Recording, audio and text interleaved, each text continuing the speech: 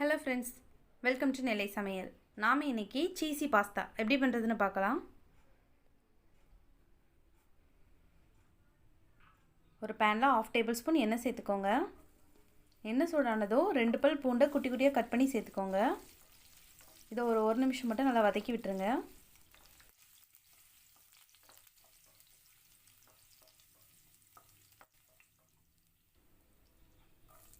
அதோட 2 கட் பண்ண வெங்காயம் சேர்த்துக்கோங்க. இதே ஒரு 2 நிமிஷம் நல்லா வதக்கிடலாம்.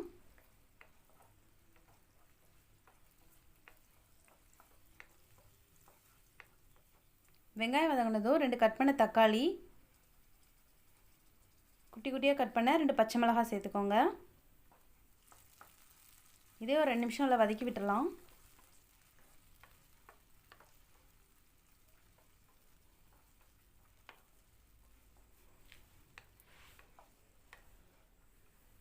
வெங்காயம் தக்காளிலாம் வதங்கினதும் தேவையான மசாலா சேர்த்துடலாம்.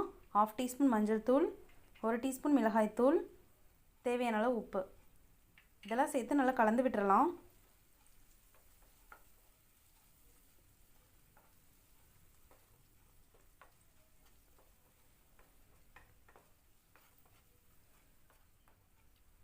இதோட 1/2 டேபிள் ஸ்பூன் சில்லி சாஸ் சேர்த்துக்கோங்க.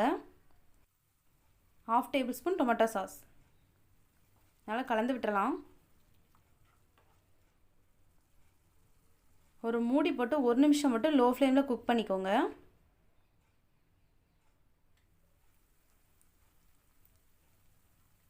நான் இன்றைக்கி 1 கப் பாஸ்தா எடுத்திருக்கேன், அது இதில் சேர்த்துடலாம். நல்லா மிக்ஸ் பண்ணி விடுங்க.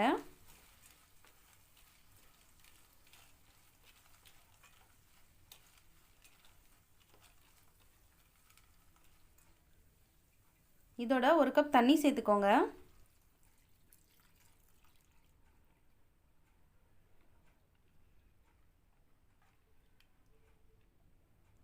கலந்து விட்டு ஒரு மூடி போட்டு 3லேருந்து 4 நிமிஷம் ஹை ஃப்ளேம்லேயே குக் பண்ணிக்கோங்க. பாருங்கள், தண்ணியெல்லாம் நல்லா வற்றி பாஸ்தா வெந்து வந்துடுச்சு.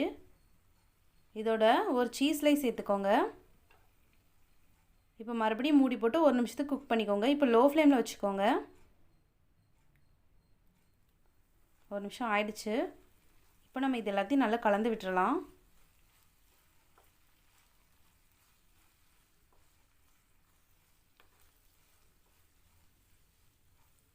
ரொம்பவே ஈஸியான சீஸி பாஸ்தா ரெடி ஆகிடுச்சு. இந்த ரெசிபி வீட்டில் ட்ரை பண்ணி பார்த்துட்டு எப்படி இருந்துச்சுன்னு கமெண்ட் செக்ஷனில் சொல்லுங்கள். நெல்லை சமையல் சேனலுக்கு லைக் பண்ணுங்கள், ஷேர் பண்ணுங்கள் அண்ட் சப்ஸ்கிரைப் பண்ணுங்கள். தேங்க்யூ.